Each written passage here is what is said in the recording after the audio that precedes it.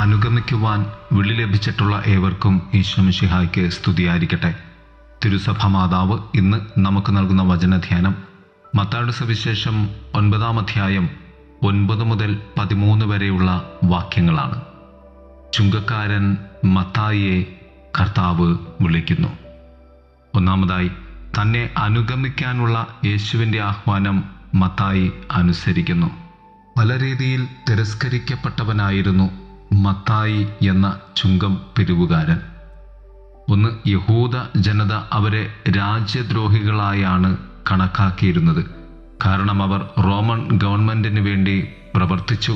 ആളുകളെ നികുതി അടയ്ക്കാൻ റോമൻ പട്ടാളക്കാരുടെ ശക്തി അവർക്ക് പിന്നിലുണ്ടായിരുന്നു. 2, യഹൂദ ജനത അവരെ കൊള്ളയടിക്കുന്നവരായി കണക്കാക്കി. കാരണം അവർ അമിതമായി ശേഖരിക്കുന്നതെന്തും സൂക്ഷിക്കാൻ അവർക്ക് അനുവാദമുണ്ടായിരുന്നു എന്നതുകൊണ്ട് തന്നെയാണ്. 3, ഒരു യഹൂദൻ ചുങ്കം പിരിവ് സേവനത്തിൽ പ്രവേശിക്കുമ്പോൾ അവനെ സമൂഹത്തിൽ നിന്ന് പുറത്താക്കപ്പെട്ടവനായി അവർ കണക്കാക്കി. 4, വില്യം ബാർക്ലേ പറയും, കിങ് ജെയിംസ് വേർഷനിൽ ബൈബിളിൽ പബ്ലിക്കൻ എന്ന വാക്കാണ് അവർക്ക് ഉപയോഗിച്ചിരുന്നത്.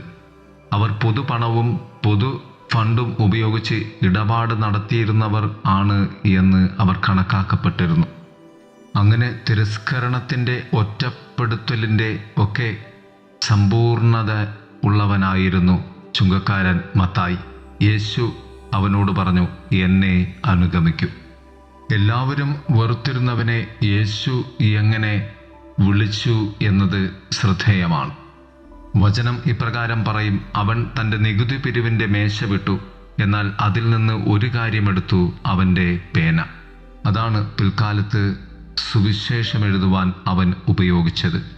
നമ്മുടെയൊക്കെ ജീവിതത്തിൽ ക്രിസ്തു വിളിക്കുമ്പോൾ സർവ്വതും ഉപേക്ഷിക്കുകയും ജീവിതത്തിൽ നാം എടുക്കേണ്ട നന്മകൾ എടുത്തുകൊണ്ട് മുന്നോട്ട് പോവുകയും ചെയ്യേണ്ടതുണ്ട് എന്ന് മത്തായി നമ്മെ ഓർമ്മപ്പെടുത്തുകയാണ്.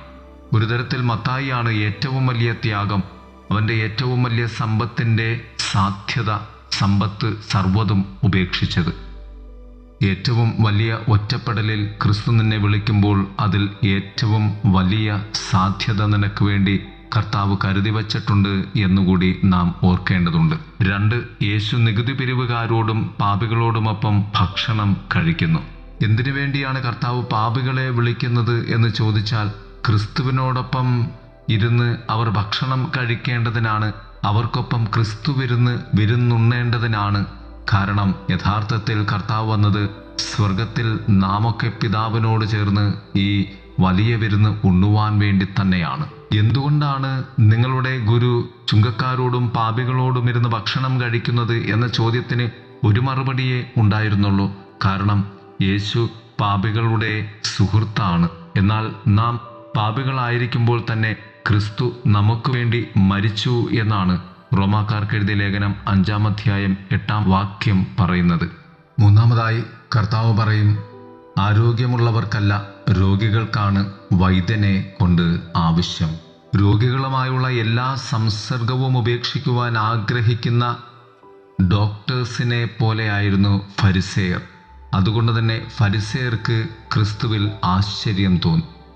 അവിടെ മറ്റൊന്ന് സംഭവിക്കുന്നത്, ഫരിസേയർ എല്ലാവരും തന്നെ രോഗബാധിതരായി മാറിക്കൊണ്ടിരിക്കുകയായിരുന്നു എന്ന സത്യമാണ്. നാം മറ്റുള്ളവരെ, പാപികളെ, തഴയപ്പെട്ടവരെ വീണ്ടും നാം ഉപേക്ഷിക്കുമ്പോൾ നാമൊക്കെ ദൈവത്തിൻ്റെ കണ്ണിൽ രോഗികളായി മാറുന്നവരാണ് എന്ന് വചനം നമ്മെ ഓർമ്മപ്പെടുത്തുന്നു. കർത്താവ് ഫരിസേയർക്ക് നൽകുന്ന മറുപടി ഇപ്രകാരമാണ്, പോയി ഇതിനർത്ഥം എന്താണെന്ന് പഠിക്കൂ. ബലിയല്ല, കരുണയാണ് ഞാൻ ആഗ്രഹിക്കുന്നത്. നീതിക്കും മുകളിൽ നിൽക്കുന്ന ദൈവത്തിൻ്റെ ഏറ്റവും വലിയ സ്നേഹത്തിൻ്റെ പേരാണ് കരുണ. ഹോസിയ പ്രവാചകന്റെ പുസ്തകം 5-ാം അധ്യായം 6-ാം വാക്യം പറയും, എന്നാൽ അവർ കരുണ ഉപേക്ഷിച്ചു എന്ന്. ഹോസിയ പ്രവാചകന്റെ പുസ്തകം 4:1 ഇപ്രകാരം പറയും, ത്യാഗത്തെക്കാൾ സത്യവും കാരുണ്യവും നിറഞ്ഞ ശരിയായ ഹൃദയങ്ങളാണ് ദൈവം ആഗ്രഹിക്കുന്നത് എന്ന്. പ്രിയമുള്ളവരെ, അതുകൊണ്ട് തന്നെ നാം സ്നേഹം ജീവിക്കുവാൻ പരിശ്രമിക്കുമ്പോൾ സ്നേഹത്തെക്കാളും കരുണ നമ്മിൽ നിറഞ്ഞു നിൽപ്പുണ്ട് എന്ന് ബോധ്യപ്പെടേണ്ടതുണ്ട്. ഇതാണ് കർത്താവ് മത്തായിയെ വിളിക്കുന്നതിലൂടെ ലോകത്തോട് പ്രഘോഷിച്ചത്. നമുക്ക് സ്നേഹമുള്ളവരാകാം, എന്നാൽ ആ സ്നേഹം കരുണയിൽ നിന്നുമാണെന്ന് ഉറപ്പുവരുത്താം. ദൈവം നമ്മെ സമൃദ്ധമായി അനുഗ്രഹിക്കട്ടെ. ആമേൻ.